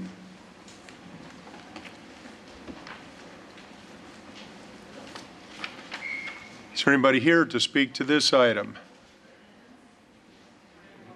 Please step forward. I'm sorry? Mr. Manager, are you going to have staff? We have a receive and file of that board vote on the signage review. I suppose we could have a staff person quickly summarize Mr. it. Page is going to give us an overview of what's on the agenda. Mayor, County, members of the Des Moines City Council, Ben Page, Director of Parks and Recreation. Almost 2 years ago, the Meredith Neighborhood Association came to the Parks Board and asked if they could put in a recognition monument for their neighborhood. Without having a previous policy or practice, the Park and Recreation Board looked at this in a variety of ways and spent several months considering it, and ultimately ended up unanimously voting against it. Upon further review with the city manager's office, we decided to take one more look at it with an ad hoc committee based on with 2 city council members and a variety of staff. And that committee came up with a recommendation to find a way to allow to have neighborhood signage in parks, very similar to how you allow it to be in right-of-way. And today we have that policy in front of you, or an ordinance in front of you for your consideration. I do have some pictures if you're looking for that.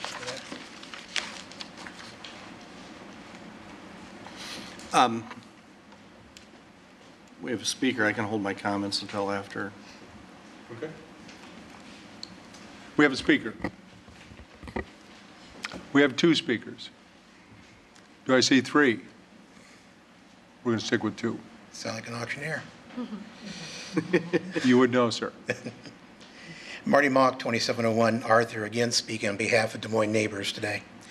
After a long discussion with the Des Moines neighbors group at one of their meetings, we support the ad hoc committee's recommendation, which is a compromise recommendation after some concerns that went back and forth. There was a lot of discussion, and there were 2 things that came out of discussion, even though we are supporting the ad hoc recommendation, that we'd like to bring up. Number 1 is the perception that comes as a result of this, that Park and Rec Board does not want to work with neighborhood associations in the area of signage and stuff, because their initial thing was, we don't want them there. It was a strange thing, because I noticed a number of neighborhood associations plant gardens and flowers and things in the parks. They clean up junk. They get in and try to clean out the leaves and the branches and stuff that fall and the trees. And yet when it comes time for recognition, they don't want to have any recognition. The vast majority of these parks are totally in neighborhood associations. Very few of them actually cross borders into multi-association boundaries.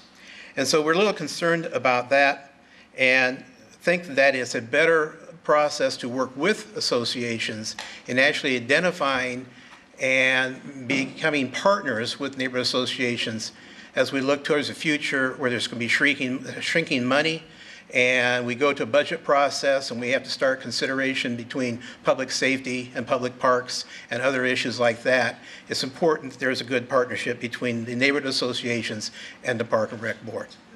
And I stand to answer any questions regarding the vote of the Des Moines neighbors. Any questions? Anybody? Marty, thank you. Thank you.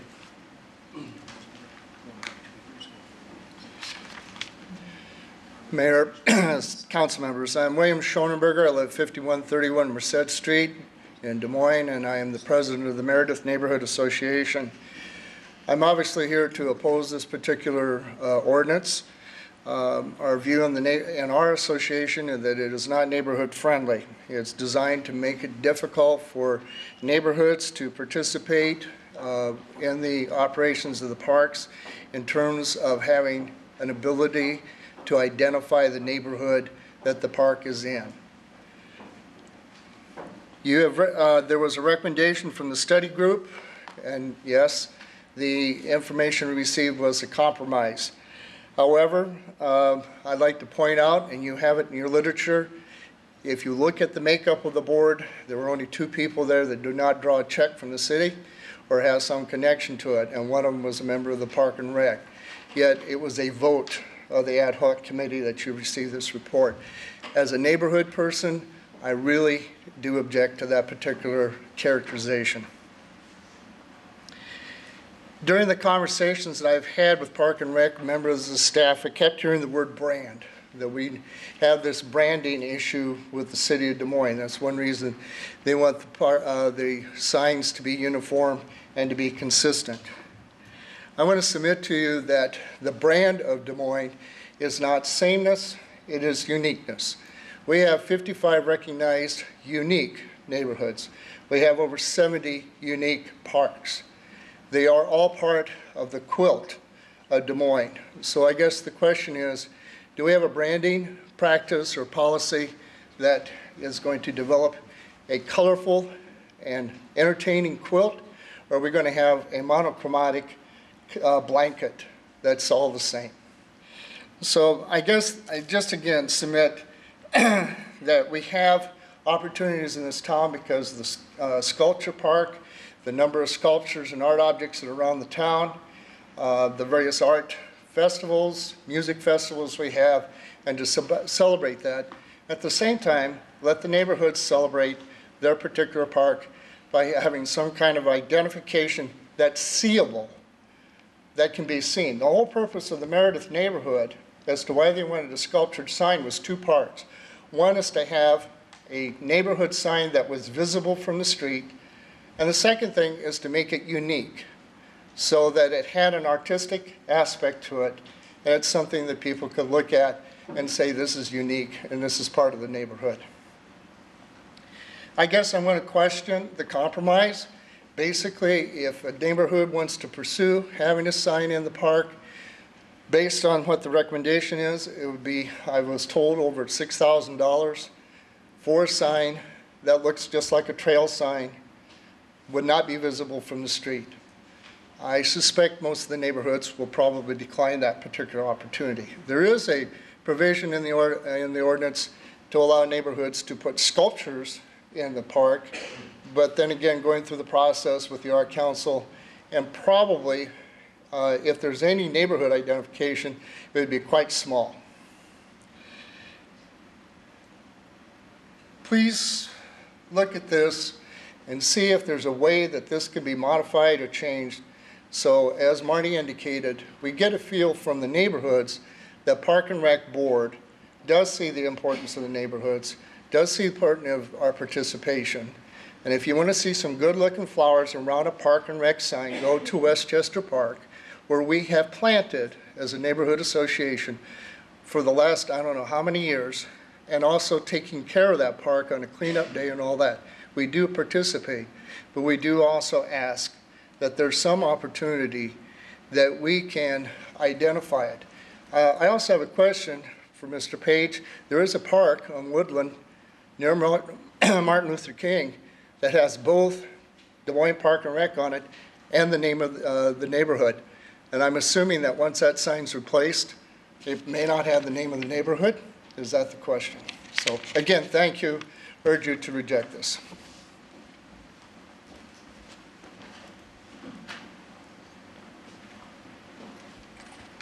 Mr. Mayor, council members, my name is George Davis, 3124 Southwest 29th. I'm also president of Southwestern Hills Neighborhood Association. I wanted to speak specific to the issue of the ad hoc committee that was put together regarding the Des Moines Neighbors meeting that we had regarding that meeting, in which it was recommended that, and it was a very good compromise, I believe there was only one no vote in that particular meeting. Now, I'm just talking specific to the sign ordinance or the sign thing in the parks. The rest of it was unanimous except for the one vote on that particular meeting. And then that moved forward, and what we had was the Parks Board, Park and Recreation Board, made some adjustments and went from 24 square feet to 12 square feet, and they adjusted it down the size of the sign, and that passed the Park Board on a close vote. I can't remember specifically, I think it was like 7-5 or something like that. In turn, Des Moines Neighbors came back and did not support that because of the adjustments on the sign area. However, on the first one, which is being recommended tonight for 24 square feet, I believe, it did pass Des Moines Neighbors, and Des Moines Neighbors was in full support of this. So at this point in time, I speak in support of the ad hoc committee, which was, and this is an issue that's probably 51, 49%, whichever way you go. But we do support, Southwestern Hills does support the ad hoc committee's recommendation of the 24-foot sign and the way it was written. Thank you.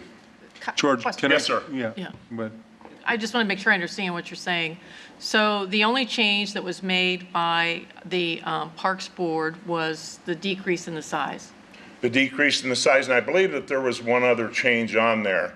And when I talked with Marty on that, at that time, Des Moines Neighbors was not going to support that because it was different than the proposal that we supported. Maybe Ben can address that issue. But we did, at the Des Moines Neighbors, full support with one no vote, the original recommendation, the ad hoc committee's recommendation. I believe it had 3 or 4 different issues on there. One of them was the 24 square foot. The Parks Department or Park Board voted, and I was not on that board at that time. The Park Board voted no to, or yes to the 12 square foot signage. However, the Des Moines Neighbors then did not agree with that because there was an adjustment in their original vote. Okay, thank you. George, Yes, sir. one question just for clarification. You mentioned Des Moines Neighbors. I'm assuming you represent Southwestern Hills on that board? Yes, I'm a member. Our group is a member of Des Moines Neighbors. Okay, so you also sit on the park board? Not at that time, I did not. Okay. I'm just trying to figure out who you represent. I'm trying to figure it out too. Yeah. It's I at 3 hats tonight. Okay. One of them does not include the Des Moines Park and Recreation Board because I was not on the board at the time of that vote, at the time that was proposed. I am president of the Southwestern Hills Neighborhood Association, and we are a member of the Greater Des Moines or the Des Moines Neighbors Group. So. Okay. I'm speaking today specifically as Southwestern Hills Neighborhood Association Okay, to give a little history on it. No, I appreciate George. Thanks. Thank you. Mr. Mayor, can we have Ben answer some questions and just, I just want to make sure I understand. Ben? Regarding the park board's amended and what they approved? Yeah, could you just go through Right, exactly absolutely. what transpired there from? Yes. So I want to be real clear, the staff recommendation is purely the ad hoc committee and not what the park board has made an amendment to. And their 2 amendments were to take the square footage, which as proposed is 24 square feet, the same as right-of-way signage for neighborhoods. They thought that was too large, so their motion passed with decreasing that in half to 12 square feet, plus no language as far as restricting the way donors would be represented on the signage. And then that vote was a very close vote, was that? 7-5. 7-5 vote, okay. So the intent here tonight is to, for the city manager to receive this, so you're not actually asking for approval? Well, let's be clear about that. Ben, I believe what it is, it's a referral back to me and to legal to put together the necessary ordinance and policies. It would then come back to you for formal approval. I appreciate all the comments, and I think if you read the materials, Bob and I served on the committee as appointees, went to a couple of meetings. I think Skip was at all the meetings as well, or the first meeting, and so he participated. My thought on this is that given the very different perspectives that people walked in with, we got to a pretty good compromise, and one that I feel can be of value to the neighborhoods and the neighborhood associations. We basically started with some neighborhoods wanting very unique signs, I might argue some of the designs and setup would never have been allowed because of safety and, mainly safety concerns and the kinds of materials that were being used. But nonetheless, they were designs of signs on one end. And on the other end, we had a vote of the Parks Department that said, we're not going to allow any signs, no to Meredith and no to all of them because we want only our signs. And I think that we actually finished the process far closer to the perspective of the neighborhoods than of the original no vote of the Parks Department, because there is an ability to create signs. The content of it will be driven by the neighborhoods. what happens and what's said there will be very unique and different depending on the neighborhoods themselves. I think it fosters the Parks Department goal that we also provide some historical and look back on the history of the parks, which is a goal of the Parks Department to bring to our parks. For all those reasons, I think this is a really, really worthy idea. And my only regret, Ben, is that we don't have kind of an example of the different kinds of what do you call this? Insets? The insets of the signs. It's really the structure of the sign that would all be the same, but it's the content inside. If you have it, yeah, just put it up there real quick. For those that are trying to follow this discussion, you can see what would be the same from parks to park is the frame and the foundation. But what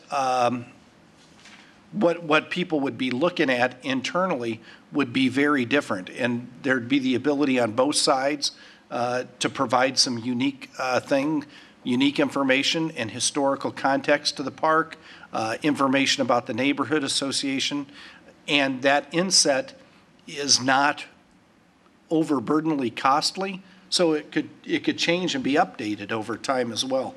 It's the same kind of sign that generally that we have at the head of the Breed Loves did at the head of the art, down at the bottom of Ashworth Park. Yep. So they've been manipulated at different areas to look and feel different based on the content, and I think it's a home run proposal. And I hope the city and the Parks Department can foster a couple of them getting started and encourage them to get started so people can see how they can be unique from neighborhood to neighborhood. Chris, question. Were you aware that they wanted to drop it from 24 to 12 feet, though? The Parks Board? Yeah. I actually wasn't, but it hasn't come back at 12. It's coming back at 24, what we voted on. Okay. Well, 24 feet, I think, is adequate size for them to get information on, but I don't think 12 foot would have been. I think you're right. So I think, and I agree with you. I thought it was a good compromise between the neighbors and the Parks Board, and I think that this should allow them to work with the neighborhoods and that, and come forward with a nice signage plan. I don't want to shut anybody off, but I'll make the motion, or Bob, you good if you wanted to. If I could just make and the motion is fine. I guess I'm having trouble seeing the need for an ordinance on something of this nature versus maybe having some general guidelines that we set out and allow ourselves some discretion when a neighborhood comes forward with an idea for a sculpture that might fit their neighborhood that wouldn't fit universally in every park throughout the system. So I guess my sense is an ordinance is a little bit further than I think is necessary to attain the means that we're looking for. I just think that the more discretion we have, when it comes to particular neighborhoods and particular parks, I think is a benefit in this particular. I might generally agree with you, but my recollection is that this might conflict with things already in the ordinance and rules that we have to tighten up. But right, and so I have no problem, looking at the ordinances currently in place and how we amend that and change that. So.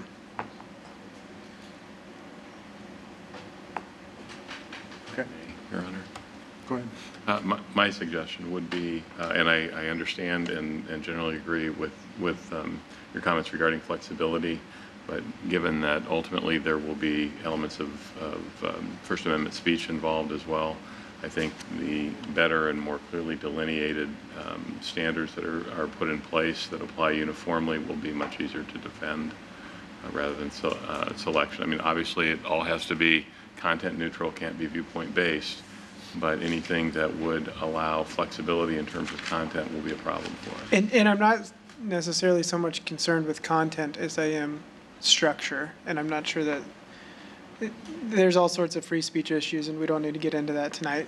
But I just think having discretion and stuff like this is, the role of council in making policy decisions.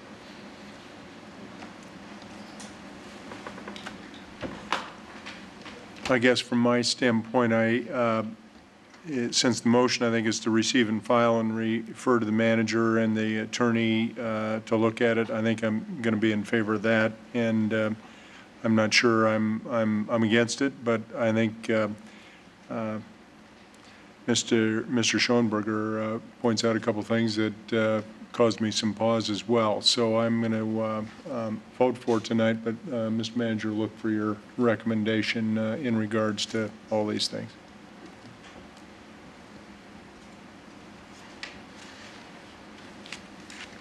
Six yes, one no.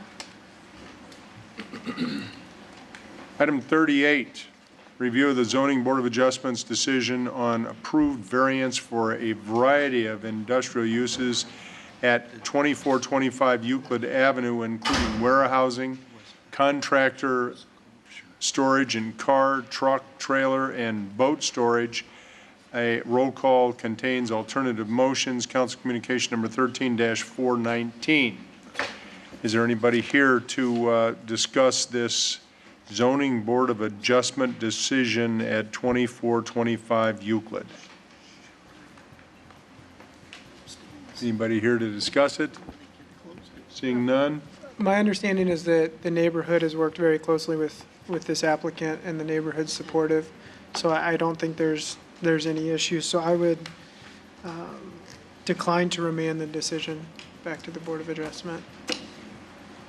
And affirm it? Correct.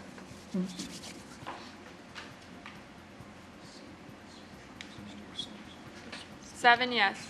All right, there were two items. They were added as extra items as a result of being filed after the 5 p.m. on Wednesday preceding the council meeting. Both were sponsored by Councilmember Hensley. First is discussion of regarding FEMA release on deed restrictions for Valley Gardens subdivision area. Mrs. Hensley. Thank you very much. And this came up as a result of being contacted by the property owner, Jan Miller-Straub, down in that area. They own some private property. They have a FEMA lot. They own property, then FEMA. And I know that this has been an ongoing issue with the city of Des Moines trying to get resolution to this. The concern is that it makes it very difficult for development of their lots when we cannot get releases from FEMA. So I'd like to refer it back to the city manager. I know there's a significant history with this, but it appears that we've made a lot of investment in the levee down there. They continue to pay for flood insurance. They've not had any flood-related items, and when you've got other development that the private sector is willing to go forward with, it seems like we need to figure out if there's any way we can release those covenants. So my motion is to refer it back to city legal, work with Holland and Knight, our congressional delegation, and see if we can make any headway on that. And the city manager, sorry, I was looking at you. I meant to say that. I look a lot like Jeff, I guess. Easily forgettable. I'm joking. It was a joke. I'm not sure was that. I was just looking at him. Oh, you. Ms. Hensley, I actually agree. This has been something that we have asked city staff about over and over again, as property owners down there have had some restrictions on moving forward with a number of development ideas. If there's anything we can do, let's see it. They're looking at expansion, and this really prohibits expansion right now. Well, they and about every other property owner down there, I think. Yeah. So was there so much damage there that that's the reason FEMA bought it out in the first We tore place? properties down. We tore houses. So we had And they haven't. flooding in that They were area. flooded in 1993. Yeah, in 1993 was when it happened. Right, and I don't think that they are essentially saying that it's protected. That's what FEMA's saying, but Right. it has, the new levy has not been recertified by FEMA. It's my understanding we're going through the Right. process. And over again, we're Right. discussing it. Yep. Okay, second item is a discussion regarding the advertising on bus benches. Mrs. Hensley. And this comes up as a result of a letter that was sent to the city of Des Moines by DART. DART commissioners approved this letter. This is advertising that occurs on DART benches that is counter, you have negative ads. I'd say they're negative because they encourage people not to ride the bus, but to go get a car from JB Byrider, or whatever that car lot is.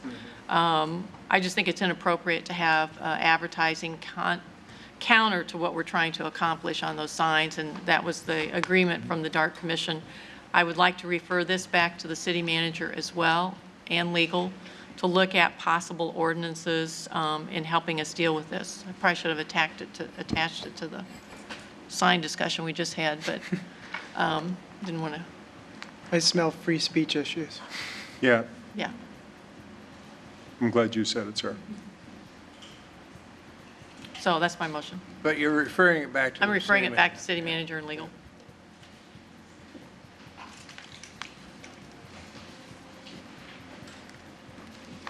Seven yes. With that, could we have a motion to adjourn?